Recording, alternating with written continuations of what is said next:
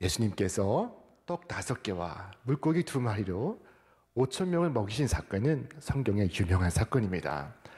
이 사건은 예수님의 부활 소식과 함께 사복음서에 다 빠지지 않고 기록되어 있는 사건입니다.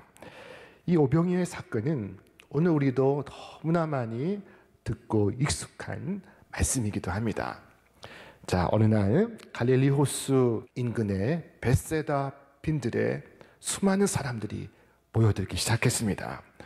왜 그 많은 사람들이 모여들고 있었을까요? 그 이유는 이것이었습니다. 큰 무리가 따르니 이는 병자들에게 행하시는 표적을 보았음이로라. 표적을 보았다고 말씀하고 있습니다. 표적이 무엇일까요?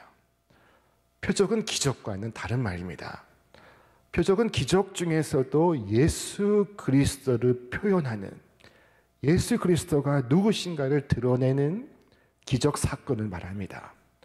수많은 사람들이 표적을 보고 예수님께로 모여들고 있었던 것입니다.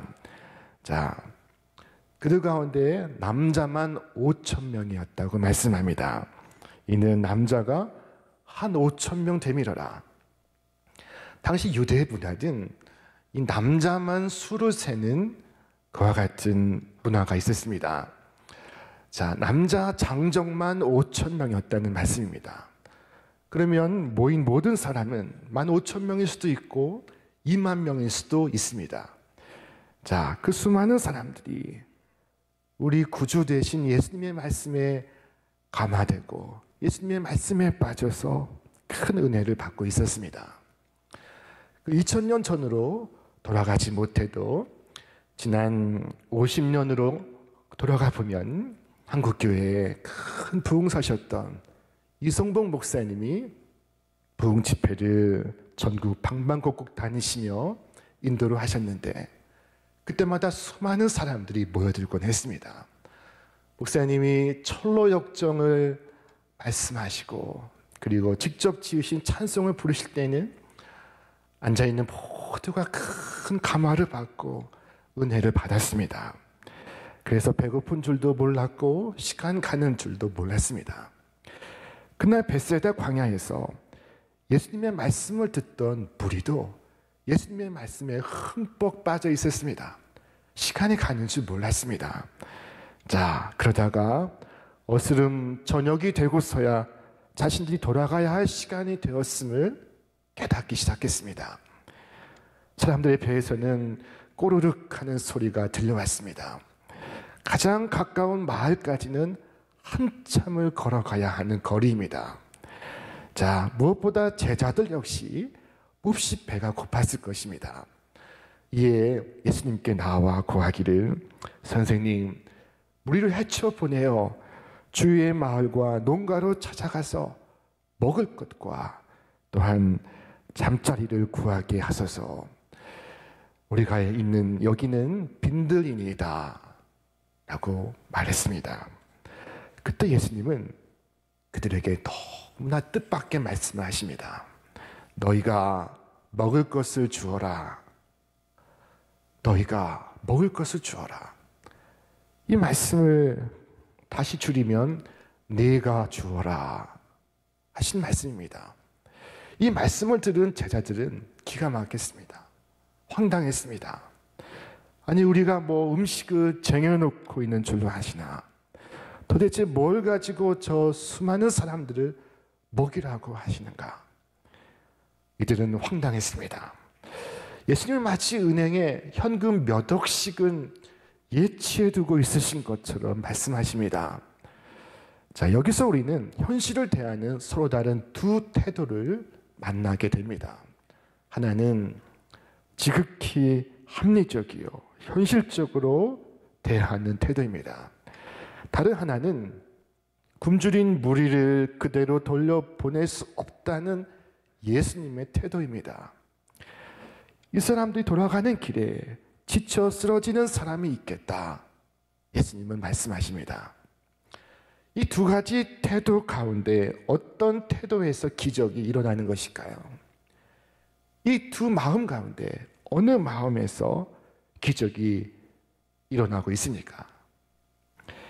자, 예수님은 불쌍히 여기셨다 말씀하고 있습니다. 이 불쌍히 여기는 마음이 기적이 싹트는 곳입니다. 이곳에서 기적이 일어납니다. 예수님께서 행하신 모든 기적의 동기에는 이 긍휼한 마음이 있었습니다. 불쌍히 여기셔서 고통받는 환자를 고치셨습니다. 아들을 잃고 울고 걸어가는 과부를 불쌍히 여기셔서 죽은 아들을 살리셨습니다. 불쌍히 여기는 마음속에 이적의 능력이 있습니다. 오늘 우리도 불쌍히 여기는 마음으로 기도하면 반드시 그 기도에 응답이 있을 것입니다. 요한복음 기록에 보면은 예수님은 빌립에게 말씀하셨습니다. 우리가 어디에서 빵을 사다가 이 사람들을 먹이겠느냐? 빌립은 빵 200데나리온 어치를 가지고서도 충분하지 못합니다. 라고 고했습니다. 한 데나리온은 당시 노동자의 하루 품삯이었습니다. 이것을 약 10만 원으로 환산하면 200데나리온은 약 2천만 원에 해당이 되는 돈입니다. 자, 2천만 원어치 빵으로도 부족합니다 하는 이것입니다. 빌립의 반응은 계산적인 반응이었습니다. 그는 상식적인 사람이요, 이성적인 사람이요, 합리적인 사람이었습니다. 자, 그러나 오늘 우리가 여기에서 주목해야 할 유형은 안드레와 같은 반응입니다. 안드레는 예수님께 말씀을 드립니다. 여기 한 아이가 있어 보리떡 5개와 물고기 2마리를 가져온나이다. 그러나 그것이 이 많은 사람들에게 얼마나 되겠삼나이까? 안드레가 구합니다. 자, 예수님께 문제를 가지고 나온 것입니다. 이 점이 대단히 중요합니다. 있는 그대로 문제를 가지고 나옵니다. 나의 생각으로는 문제 해결 방법이 없습니다. 그러므로 예수님 앞에 그 문제를 들고 나옵니다. 여러분, 놀랍게도 우리의 문제를 주님 앞에 진술하는 것만으로도 엄청난 은혜가 있습니다. 놀라운 역사가 있습니다. 제가 아는 어느 집사님은 담배를 끊고자 애를 썼습니다. 부단히 애를 썼습니다. 그러나 그 담배를 끊지 못하고 있었습니다. 근데 어느 날 담배를 물고 피우고 있는데 우연히 목사님과 마주치게 되었습니다.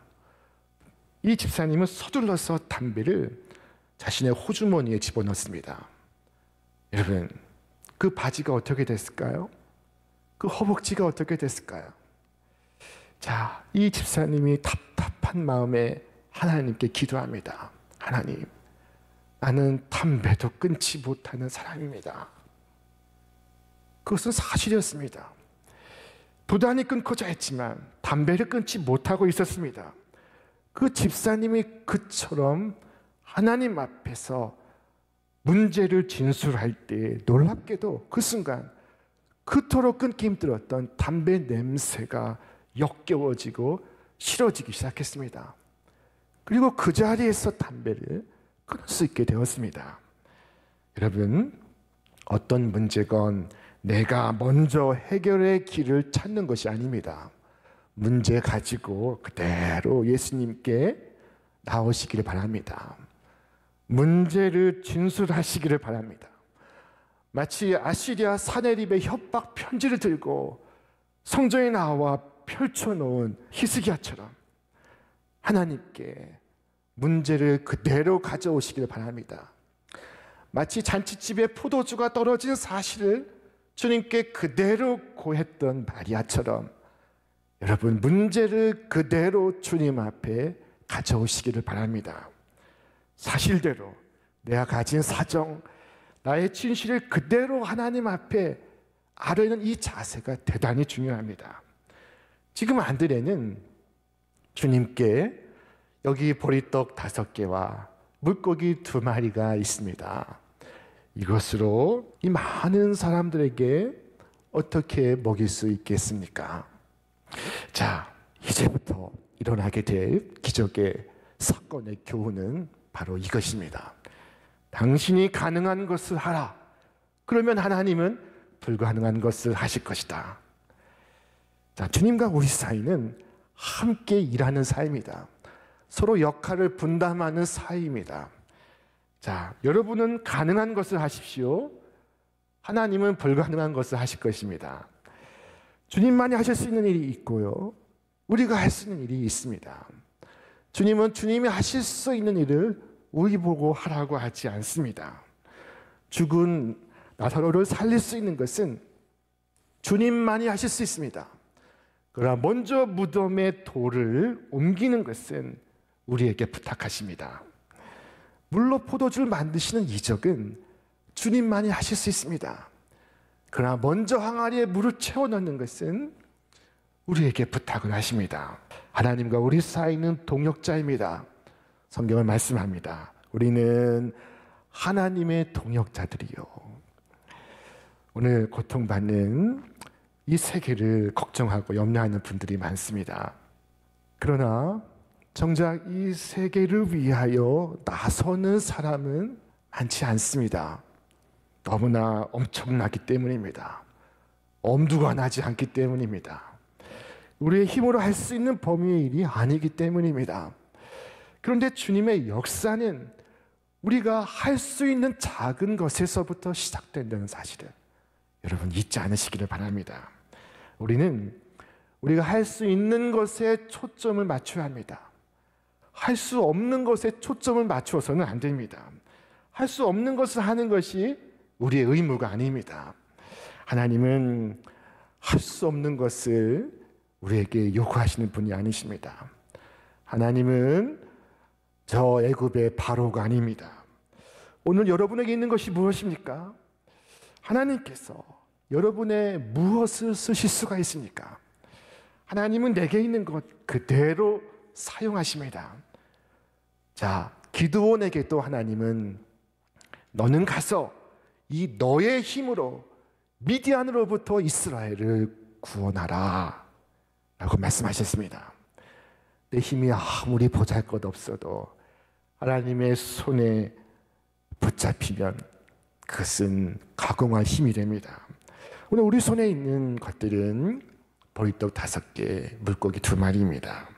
대부분의 사람들에게 오병이어는 끝까지 오병이어일 것입니다. 그러나 그것은 주님의 손에 들릴 때 엄청난 결과를 낳습니다. 나의 드림이 놀라운 결과를 만드는 것입니다. 어린아이의 전부였던 보리떡 5개, 물고기 2마리는 아주 적은 것이었습니다. 그것이 아이의 헌신이었습니다. 아이의 예배였습니다. 자, 비록 그 예배는 소박했지만 주님은 그 예배를 기쁘게 받으시고 있습니다.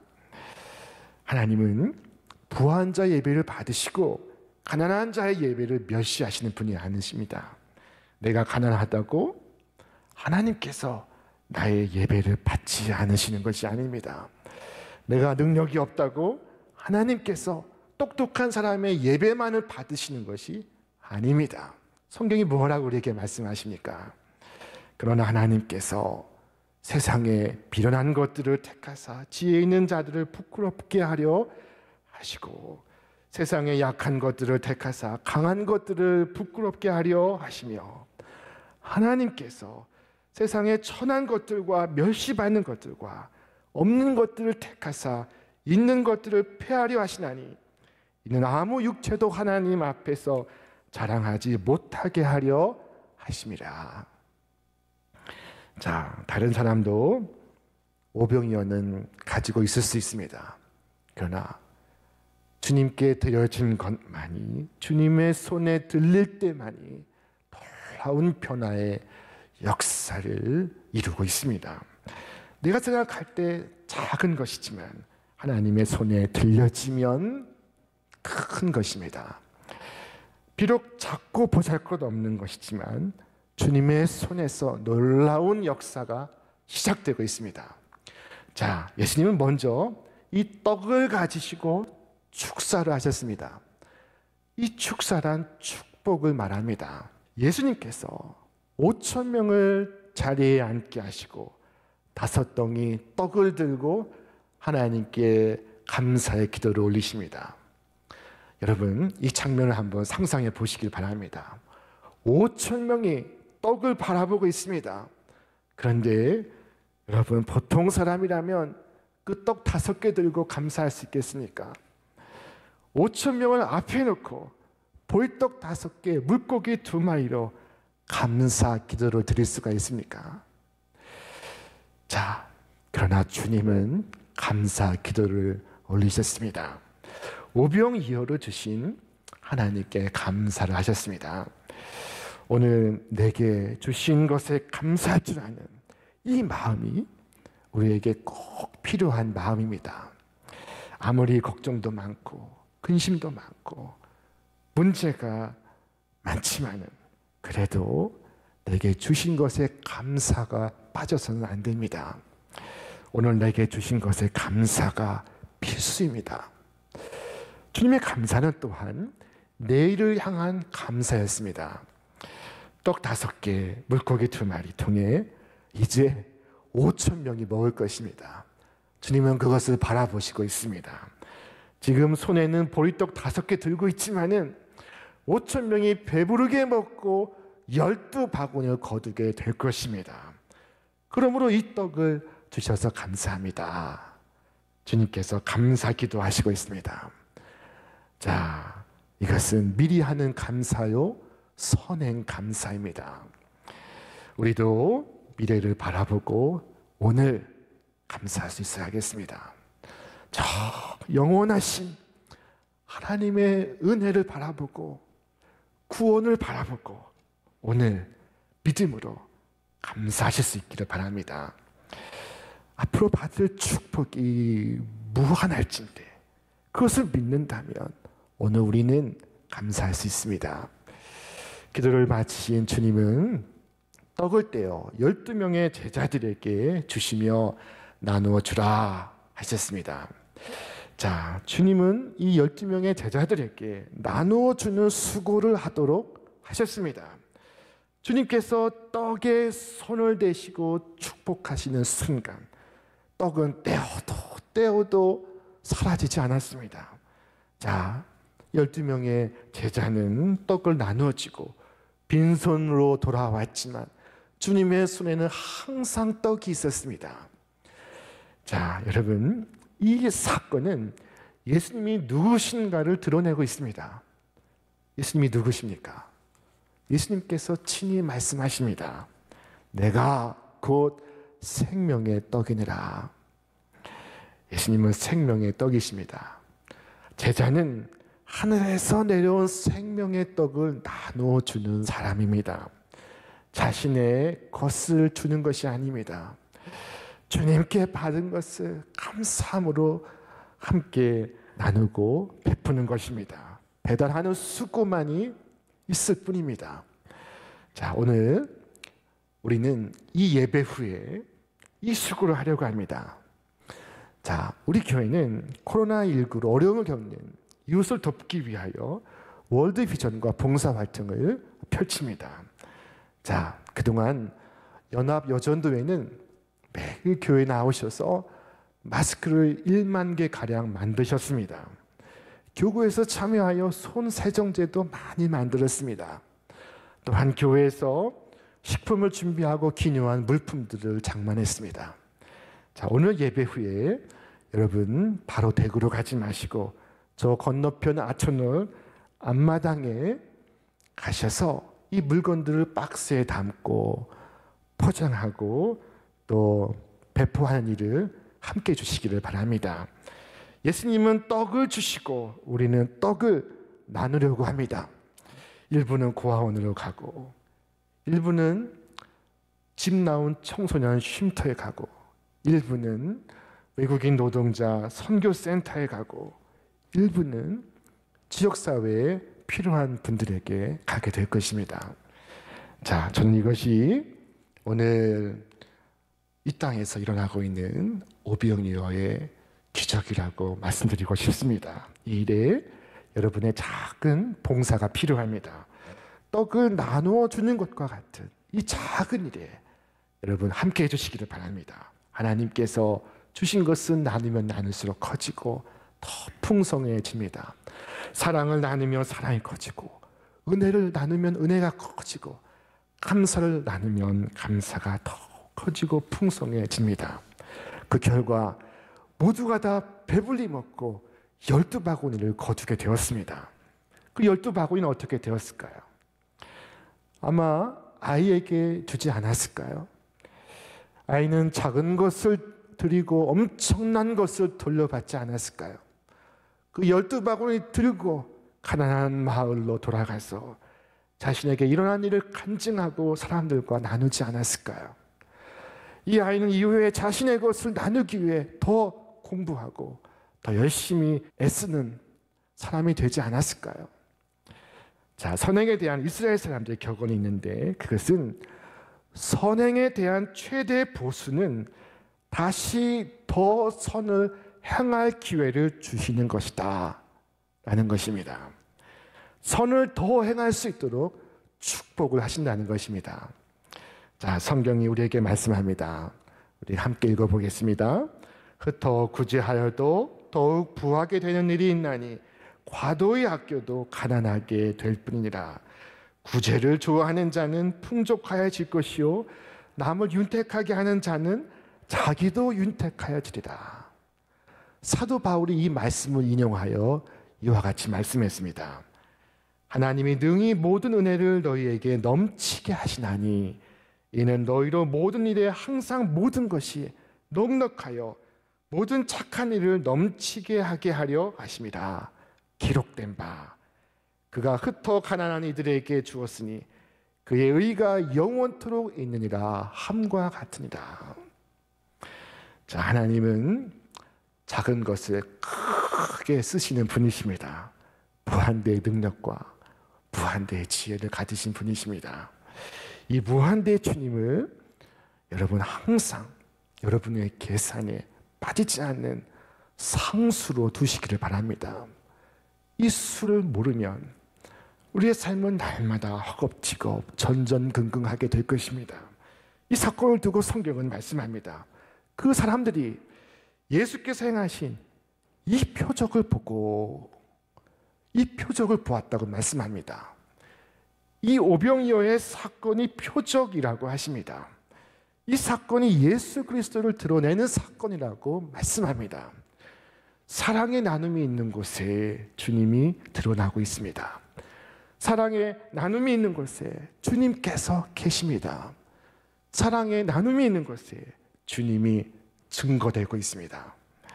자, 오늘 2020년 우리는 이 빈들에 서 있습니다.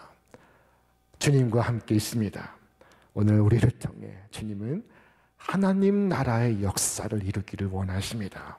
우리는 놀라운 축복의 통로가 될 수가 있습니다. 우리 교회는 코로나19로 월세 내기가 힘들어진 작은 교회를 지원하는 월세 지원 특별 캠페인을 벌이고 있습니다. 주님은 내가 주어라 말씀하십니다. 우리가 오병이어 가지고 헌신할 수 없으면 이렇게 빵과 음료를 가지고서도 헌신할 수가 없습니다. 오늘 우리 교회에 오병이어밖에 없다고 다른 교회를 섬기지 아니하면 우리에게는 다시는 섬김의 기회마저도 오지 않을 것입니다. 자, 우리가 오늘 나눌 떡은 주님을 드러내는 이 시대의 표적이 될 것입니다. 그때 세상은 영원한 생명의 떡이신 예수님을 보게 될 것입니다. 우리 교회는 모이면 예배, 흩어지면 나누고 축복하는 교회가 되어야 합니다. 모이면 예배, 흩어지면 하늘의 복을 유통하는 축복의 성도들 되시기를 바랍니다. 2020년 오늘 이 신촌에서 벌어지는 오병이어의 놀라운 표적에 여러분 기쁨과 설레임으로 함께 하시기를 바랍니다.